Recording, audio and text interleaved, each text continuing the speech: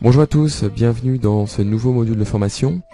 Aujourd'hui, nous allons nous intéresser à un concept un petit peu plus évolué que ce que nous avons pu voir jusqu'à présent, puisque nous allons traiter les vagues d'Elliott, la théorie des vagues d'Elliott. Alors ce module sera décomposé en 3 parties. Dans cette première partie, nous allons évidemment présenter cette théorie en nous concentrant sur le schéma de base et sur la notion de fractalisation. Par la suite, nous étudierons les règles d'or et l'ensemble des règles également que l'on peut trouver, ainsi que les constats que l'on peut établir. Et dans un troisième temps, nous étudierons différentes variantes, les cas particuliers, les variantes des phases de correction, etc. Alors on va commencer avec donc la présentation de la théorie des vagues d'Elliott. Alors Elliott, Ralph Nelson Elliott, en fait allait un petit peu plus loin que les travaux de Charles Dow. Charles Dow, comme vous le savez, a développé une théorie, il a mis en évidence la notion de tendance. Selon lui, les marchés évoluaient selon des tendances plus ou moins imbriquées les unes dans les autres. Elliott est allé plus loin en estimant que les marchés évoluaient selon des cycles. Ces cycles étant composés de vagues successives. Et donc en fait, selon lui, on peut reconstituer une sorte de schéma universel sur l'ensemble des sous-jacents.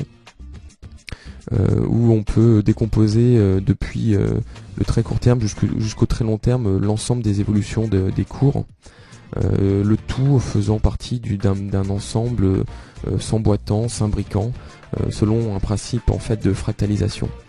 Donc selon lui, on peut très bien avoir un cycle qui se décompose en plusieurs sous-cycles, et ce même cycle qui fait partie intégrante d'un cycle de degrés supérieurs. Donc c'est vraiment quelque chose qui est très passionnant, qui n'est pas forcément évident à comprendre et à appréhender au préalable, et qui peut avoir également une part de subjectivité, mais je vous invite à évidemment vous instruire un petit peu plus sur la théorie des vagues d'Elliott, parce que ça peut vraiment être d'une utilité vraiment particulière et intéressante dès lors que l'on souhaite par exemple avoir à confirmer un scénario au moyen terme.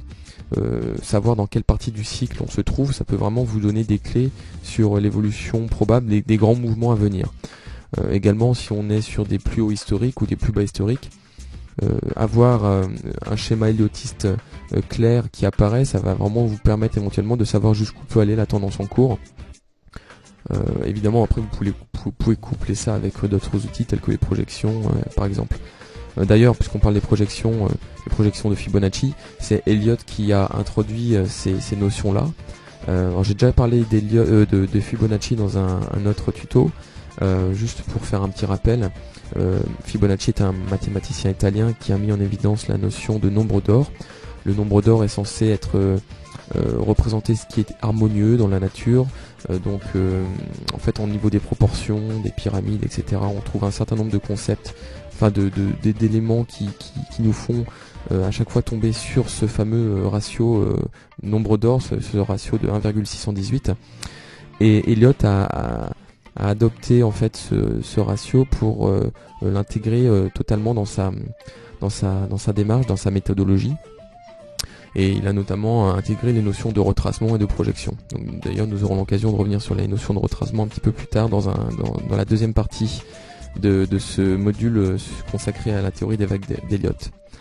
Alors, trêve de blabla, on va passer directement au schéma complet, au schéma de base. Alors, sur ce schéma, vous pouvez constater qu'il y a 2 phases. Il y a ce qu'on appelle une phase d'impulsion et une phase de correction.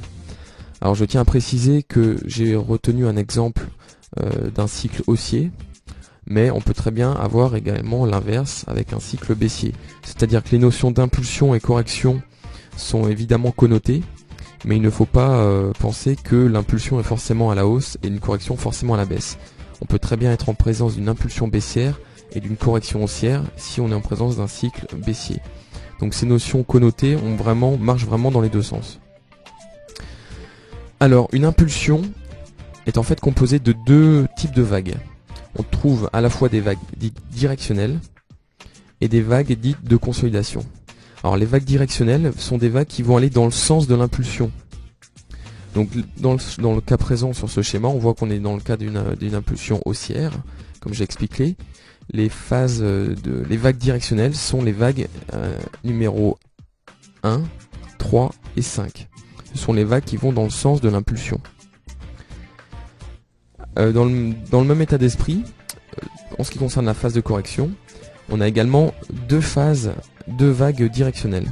Ce sont les vagues A et C.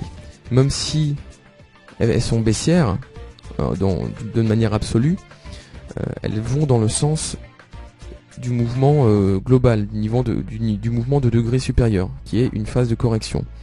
Donc c'est pour ça que les vagues A et C sont également considérées comme étant des vagues directionnelles. En ce qui concerne les vagues 2 et 4 de la phase d'impulsion, ce sont des vagues qui vont à contre-tendance. Elles servent à retracer, à consolider. Donc ce sont des vagues de consolidation. De même que la vague B, qui est la seule vague de consolidation de la phase de correction. C'est une vague qui va à l'encontre de la phase de correction puisqu'elle est orientée à la hausse. Donc ça c'est également considéré comme étant une phase de consolidation. Donc ça c'est le schéma de base. Bon, c'est assez basique, hein, c'est composé de 8 vagues qui sont réparties en deux phases. Après il faut bien comprendre la notion de vague directionnelle et de vague de consolidation parce qu'on va tout de suite approfondir la notion avec les vagues directionnelles. Alors pourquoi c'est important de bien comprendre ces notions-là? Parce que ces vagues directionnelles, on va également regarder leur forme. En fait, ces vagues directionnelles doivent se décomposer en 5 sous-vagues. Étant donné qu'on est dans des vagues directionnelles, ce sont des vagues qui sont censées représenter plutôt qui représentent la tendance de fond, la tendance globale, donc l'impulsion, si on est dans le cas de la phase d'impulsion, ou bien la phase de correction si on est dans ce cas de figure-là. Et puis vu que ces vagues directionnelles représentent la tendance de fond, il faut qu'elles soient composées de 5 sous-vagues. Donc ça c'est vraiment un élément assez important à prendre en compte. Donc vous avez ici le schéma de base représenté par les vagues 1, 2, 3, 4, 5 ABC et en plus les vagues directionnelles qui ont été rajoutées de manière sous-décomposée avec donc l'ensemble des sous-vagues de ces vagues directionnelles. Donc pour les vagues 1, 3, 5, A et C. Selon le même principe, on peut appliquer le même cas de figure pour les vagues de consolidation. Les vagues de consolidation sont elles décomposées en 3 sous-vagues, à la différence des vagues directionnelles qui sont composées donc de 5 sous-vagues comme on vient de le voir. Par conséquent, bon là le schéma est plus simple parce qu'il y a moins de vagues de consolidation, donc c'est peut-être plus visuel à appréhender. Mais en tout cas, vu que ce sont des vagues qui vont venir à l'encontre de la tendance de fond, de la tendance de degré n+1, ces vagues sont plus courtes, donc elles ne comportent déjà que 3 sous-vagues, ce sont juste des phases de consolidation. Donc il faut bien retenir ça, que les vagues directionnelles sont composées de 5 sous-vagues et les vagues de consolidation de 3 sous-vagues. Ça c'est vraiment le schéma, les éléments de base de la théorie héliotiste. Alors maintenant je vais être un petit peu sévère avec vous puisque je vous présente le schéma global, le schéma complet. Donc c'est vrai que ça peut être un petit peu indigeste dans un premier temps. Si vous n'avez jamais été en présence de décompte héliotiste, c'est vrai que ça peut paraître assez compliqué à assimiler. Mais finalement, dès lors que vous avez bien compris ce que je viens d'expliquer sur les vagues directionnelles et sur les vagues de consolidation, vous pourrez très rapidement comprendre le principe et recomposer l'ensemble des vagues, des sous-vagues.